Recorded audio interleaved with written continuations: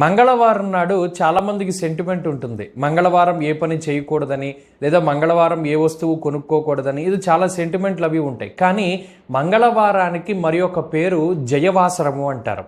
అంటే మంగళకరంగా ఉండేటువంటిది, అలాగే జయాన్ని కలిగించేటువంటి వారంగా ఈ వారాన్ని మనం చెప్పుకోవచ్చు.